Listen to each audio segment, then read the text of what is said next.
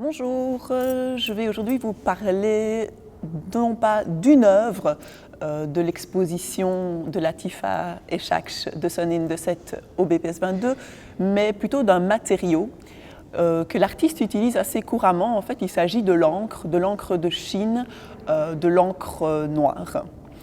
Latifa, en fait, elle aime raconter que si elle n'avait pas été artiste, si elle n'avait pas pu faire ce métier, elle serait devenue écrivaine, poétesse. Ce qu'elle aime, en fait, finalement, c'est l'acte de résistance, la métaphore poétique, mais aussi politique que peut offrir l'écriture. Et donc, elle va utiliser dans beaucoup d'œuvres l'encre qu'elle tend souvent à bout de bras et qu'elle laisse couler sur des objets assez pauvres, souvent assez désuets, comme pour unifier en fait le souvenir, la mémoire qu'ils peuvent offrir, mais aussi parler de tout ce patrimoine, de cet héritage dans une forme un peu mélancolique et aussi nostalgique. Et il y a par exemple dans l'exposition de Sonnin de 7 l'œuvre Mer d'encre. Il s'agit de 10 chapeaux melons qui sont posés au sol, éparpillés en fait, posés sur leur calotte et dans lequel elle a versé de l'encre noire. Ces chapeaux évidemment font référence à Magritte, à Charlie Chaplin, mais aussi à la série Chapeau melon et bottes de cuir. Ce sont des références à l'histoire de l'art, mais aussi à l'histoire populaire et médiatique. Ils sont un peu posés comme ça au sol, comme s'ils avaient été abandonnés finalement. Et on s'attend un petit peu en fait à voir l'encre surgir et l'écriture prendre forme. Une autre œuvre dans laquelle je me trouve est constituée en fait de 6 tapis. 6 tapis d'Orient sur lesquels sont posés en fait différents objets, là aussi éparpillés sur le tapis. Certains sont parfois brisés, comme s'ils avaient été vulgairement jetés. Des baskets, des chemises, un disque vinyle, un verre de vin, un paquet de cigarettes. En fait, il s'agit des souvenirs d'une soirée. Le souvenir qui change, en fait, la mémoire qui évolue, c'est de ça dont l'artiste veut nous parler aujourd'hui. Ce n'est pas une science exacte. Imaginez-vous dans une soirée avec un ami, le lendemain, vous avez les souvenirs de cette soirée, vous dites « Ah, on avait écouté telle chanson, je portais tel habit », et puis 2 jours après, vous vous rappelez cette soirée et le souvenir a encore changé en fait. Vous portiez non pas une chemise, mais plutôt un t-shirt, vous aviez écouté un autre style de musique. Juste avant, peut-être, vous aviez été faire de la course à pied. Et donc, c'est comment, en fait, toute la mémoire n'est pas quelque chose de figé et va évoluer. Une autre œuvre qui est présente dans l'exposition, ce sont les petites lettres. En fait, c'est du papier plié en forme de samosa. L'artiste aime raconter que ce sont des pâtisseries en fait, marocaines qu'elle aimait réaliser avec sa maman. Et donc, elle prend du papier qu'elle plie, en fait, en leur donnant la forme de cette pâtisserie et puis qu'elle l'enduit complètement d'encre.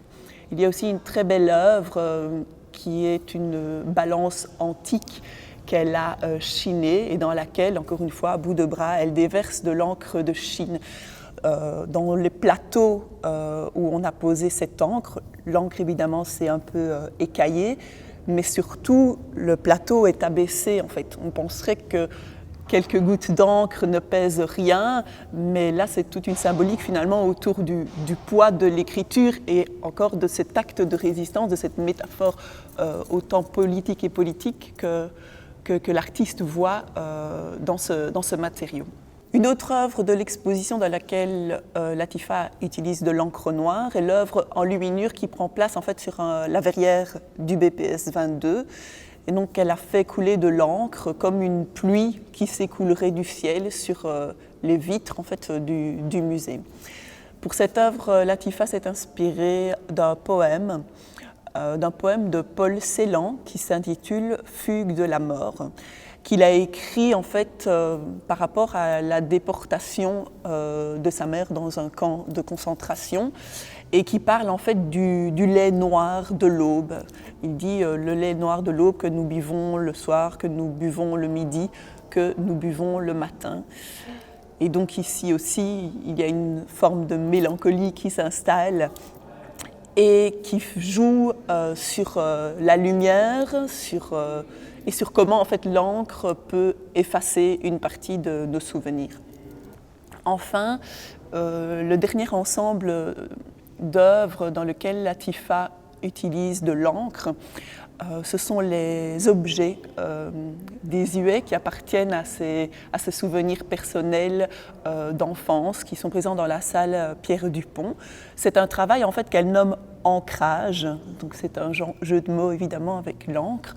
Elle prend des objets du quotidien qui parlent à tout le monde, donc des miniatures de parfums, qu'elle collectionnait en fait étant enfant, un album de photos souvenirs, un foulard dans lequel on a fait un nœud pour ne pas oublier ce qu'on doit faire, une petite boîte en métal dans laquelle elle rangeait ses tickets de cinéma quand elle était adolescente. Donc ce sont vraiment des objets en fait, qui nous sont à tous très familiers et sur lesquels elle va déverser encore une fois de l'encre pour les unifier, pour les faire un peu disparaître ou en tout cas obliger notre mémoire personnelle à aller puiser dans notre héritage, dans notre culture, dans nos souvenirs, toutes ces petites histoires, parfois même anecdotiques qu'ils nous racontent et qui nous sont propres en fait.